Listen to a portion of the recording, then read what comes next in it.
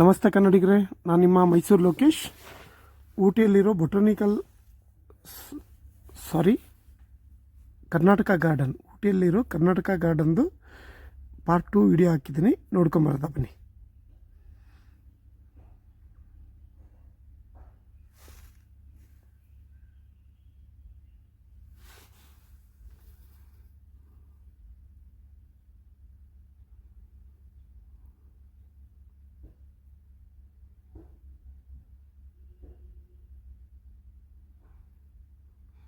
ನೋಡಿ, ಇದೆಲ್ಲ ಗಿಡಗಳಿಂದ ಆವರಿಸಿರೋದು, ಗ್ರೀನ್ ಆಗಿದೆಯಲ್ಲ. ಇಲ್ಲಿ ಒಳಗಡೆ ಹೋದರೆ ಯಾವ ಕಡೆಯಿಂದ ಹೊರಗಡೆ ಬರೋದು ಅಂತ ಗೊತ್ತಾಗಲ್ಲ. ಅಕ್ಕಪಕ್ಕ ಎಲ್ಲ ಕಡೆನೂ ಈ ಥರ ಗಿಡಗಳು ನೋಡಿ. ಸಣ್ಣ ಕೋಣೆ ಇದೆ, ಇಲ್ಲಿಂದ ಒಳಗಡೆ ನುಗ್ಗವ, ಒಳಗಡೆ ಹೋಗೋದ. ಮಳೆ ಬಂದಿದೆ, ಎಲ್ಲ ಒದ್ದೆ ಆಗಿದೆ, ಎಲ್ಲ ಕೆಸರು ಥರ ಆಗ್ಬಿಟ್ಟಿದೆ ಕೆಳಗಡೆ. ನೋಡಿ, ಸುತ್ತ ಫುಲ್ ಮರಗಳೇ. ಯಾವ ಕಡೆಯಿಂದ ಹೋಗಿ ಯಾವ ಕಡೆಯಿಂದ ಹೊರಗಡೆ ಬರೋದು ಅನ್ನೋದೇ ಗೊತ್ತಾಗಲ್ಲ. ಆ ಥರ ಗಾರ್ಡನ್ ಇದು. ನೀಟಾಗಿ ಕಟ್ ಮಾಡಿ ಒಂದು ಶೇಪಿಗೆ ತಂದಿದ್ದಾರೆ.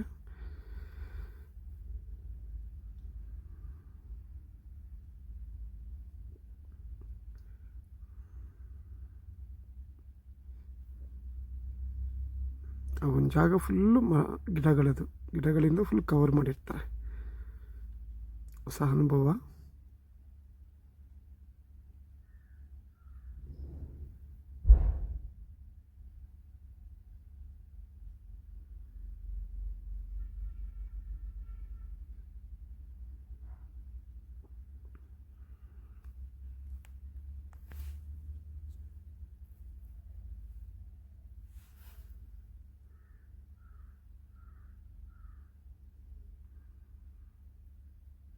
ತುಂಬ ಚೆನ್ನಾಗಿ ಮೇಂಟೈನ್ ಮಾಡಿದ್ದಾರೆ. ಸುತ್ತ ಗ್ರೀನ್, ಎಲ್ಲ ಕಡೆ ಗ್ರೀನ್, ಒಳ್ಳೆ ಅನುಭವ ಕೊಡುತ್ತೆ. ತುಂಬ ದೊಡ್ಡದಿದೆ, ತುಂಬ ದೊಡ್ಡ ಜಾಗ ಇದು.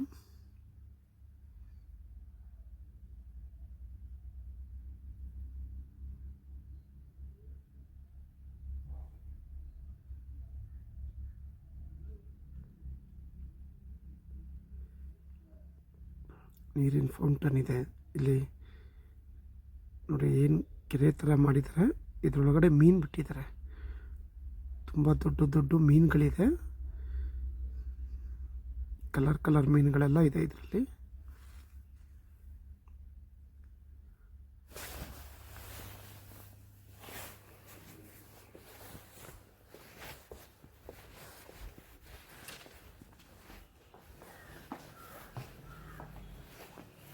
ನೋಡಿ, ಕಲರ್ ಮೀನುಗಳಿದೆಲ್ಲ.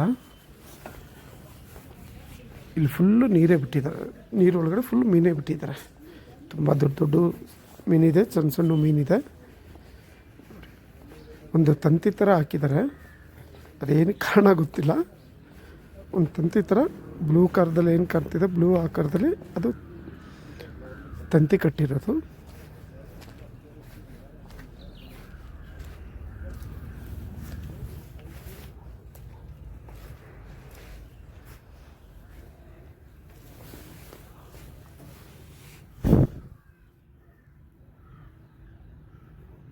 ರೆಡ್ಡು, ವೈಟು, ಬ್ರೌನ್, ಆ ಥರ ಸುಮಾರು ನಾನಾ ರೀತಿಯ ಮೀನುಗಳು.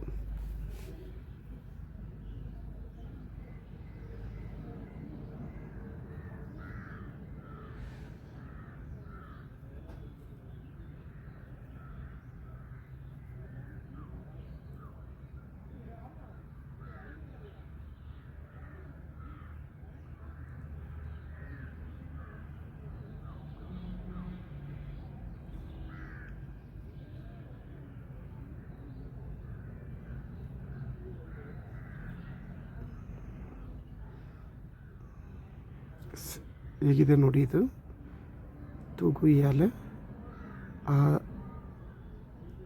ಆ ಕಡೆಯಿಂದ ಈ ಕಡೆವರೆಗೂ ನಡ್ಕೊಂಡು ಹೋಗ್ಬೋದು.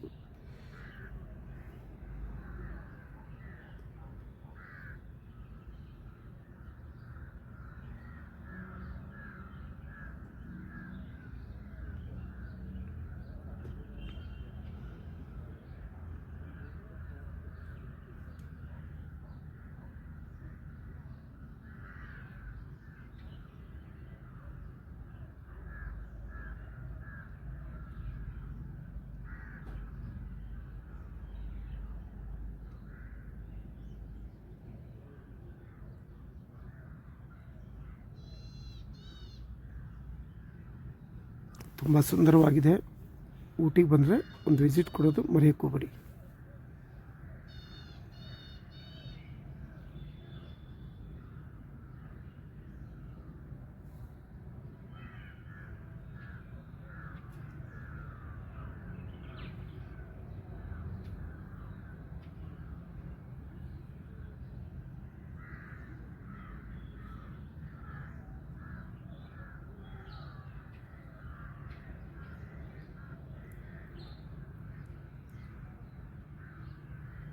ಟೂರಿಸ್ಟ್ ಇಲ್ಲ, ತುಂಬ ಕಡಿಮೆ ಇದ್ದಾರೆ.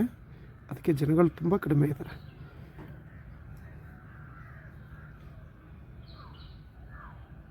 ಈ ದಸರಾ ಟೈಮಲ್ಲಿ ಟೂರಿಸ್ಟ್ ಇರಬೇಕಿತ್ತು. ಯಾಕಂದರೆ ಎಲ್ಲ ಸ್ಟೇಟಲ್ಲೂ ತುಂಬ ಮಳೆ ಆಗ್ತಿರೋದ್ರಿಂದ, ಅವಘಡಗಳು ನಡೆದಿರೋದ್ರಿಂದ ಜನಗಳು ಬರೋಕ್ಕೆ ಯೋಚನೆ ಮಾಡ್ತಾವ್ರೆ.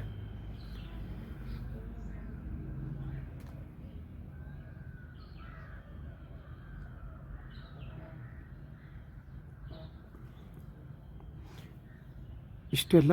ಇನ್ನೊಂದು ವಿಡಿಯೋ ಇದೆ, ಓಕೆ, ಇದು ಪಾರ್ಟ್ 2 ನೋಡಿರಿ. ಪಾರ್ಟ್ 3 ಇದೆ, ಅದನ್ನು ಹಾಕ್ತೀನಿ, ಇದು ನೋಡ್ಕೊಳ್ಳಿ.